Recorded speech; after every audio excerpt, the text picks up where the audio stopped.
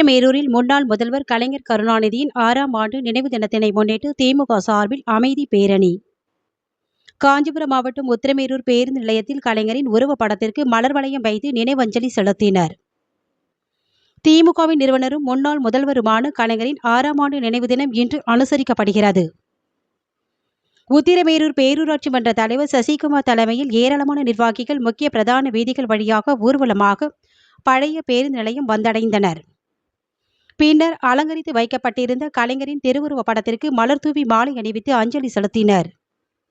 அனைவருக்கும் உணவுகள் வழங்கப்பட்டது. நிகழ்வின் போது ஒன்றிய செயலாளர் ஞானசேகரன், ஒன்றிய கவுன்சிலர் உமாபதி உள்ளிட்ட பேரூராட்சி வார்டு கவுன்சிலர்கள், உள்ளாட்சி பிரதிநிதிகள் திரளானோர் பங்கேற்றனர்.